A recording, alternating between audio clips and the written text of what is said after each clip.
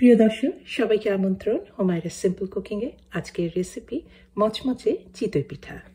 দারুণ সহজ আর সবচেয়ে মজার ব্যাপার, এই চিতই পিঠা খেতে পারবেন ঝাল ঝাল মাংস, মুরগির মাংস অথবা চাটনি বা শুটকি দিয়ে, আবার খেতে পারবেন এইভাবেই খিরসা দিয়ে সাজিয়ে মিষ্টি মিষ্টি দারুণ স্বাদের এই চিতই পিঠা রেসিপিটাই আজ আমি আপনাদের সাথে শেয়ার করছি।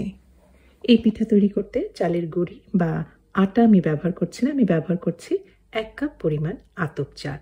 আতপ চাল মানে পোলাওয়ের চাল। ভালোভাবে ধুয়ে নিয়ে আমি কিছু পরিমাণ পানি দিয়ে সারা রাত ভিজিয়ে রেখেছিলাম। আজকে সকালে চাল একদম ভিজে নরম হয়ে গিয়েছে, আর এর মধ্যে আমি আধা কাপ পরিমাণ নর্মাল পানি মিশিয়ে ব্লেন্ডারে ভালোভাবে আমি ব্লেন্ড করে নিচ্ছি।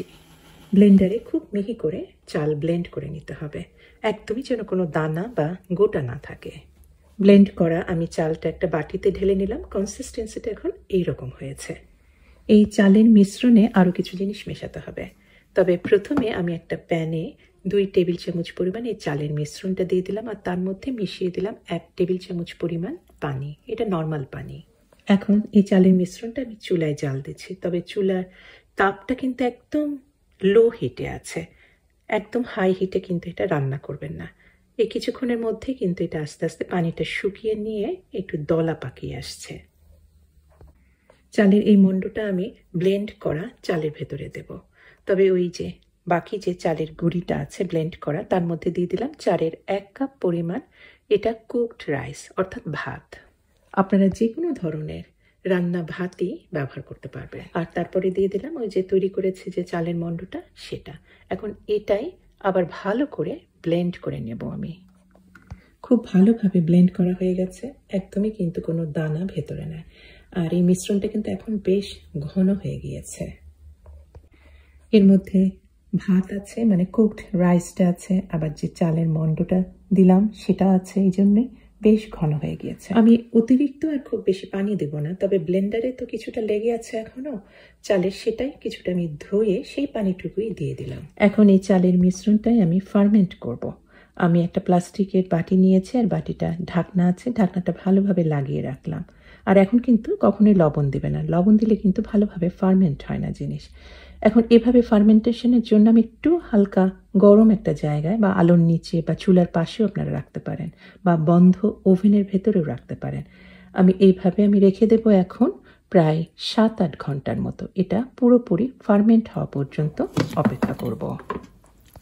7-8 ঘন্টা পরে আপনারা দেখতেই পাচ্ছেন খুব ভালোভাবে ফার্মেন্ট হয়ে গিয়েছে, ফুলে গিয়েছে, ভেতরে অসংখ্য ঝিল্লি। আর একটু যদি খেয়াল করেন তাহলে কিন্তু একটা ঝিরঝিরে একটা কেমন একটা শব্দ শুনতে পারবেন। এইভাবে ফার্মেন্ট হলেই কিন্তু পিঠাটা সবচাইতে ভালো হবে।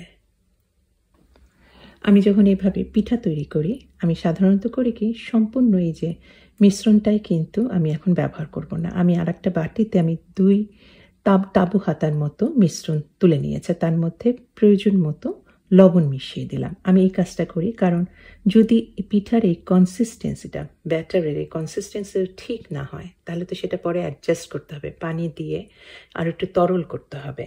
ঘন তো হবেই না, আর একটু হয়তো তরল হবে। এই কারণেই আমি সাধারণত একবারে সমস্ত মিশ্রণই ব্যবহার করি না। আমি মিশ্রণের মধ্যে সামান্য কিছু 1 টেবিল চামচ কি 2 টেবিল চামচের মতো পানি মিশিয়ে দিলাম। এখন আমার কাছে মনে হচ্ছে কনসিস্টেন্সিটা ঠিক আছে। পিঠা ভাজার জন্য আমি নিয়েছি ছোট একটা কড়াই, লোহার কড়াই। এটা আমি চুলায় কিন্তু 20 মিনিট ধরে গরম করে নিয়েছি। কড়াইটা কিন্তু খুব ভালোভাবে গরম হতে হবে। কিছুটা ব্যাটার দিয়ে দিয়েছি, আর সমানভাবে আমি এটা ঘুরিয়ে নিচ্ছি যাতে পিঠাটা একটু বড় হয়ে যায়। কিনারাগুলি পাতলা হবে আর মাঝখানটা একটু ফোলানো মোটা হবে। ঢেকে আমি এখন রান্না করব প্রায় 2-3 মিনিটের মতো। তবে এই সময়টা কিন্তু আপনাদের চুলার উপর, তাপের উপর নির্ভর করছে। একটা পিঠা হয়ে গেল, মাঝখানেটা একটু ফুলে আছে আর ধারগুলি একটু লাল লাল হয়ে এসেছে, আর এই যে ঝিরিঝিরি একটা যে ছিদ্র দেখা যাচ্ছে, এটা কিন্তু যে ফার্মেন্ট করা হয়েছে এই জন্য হয়েছে।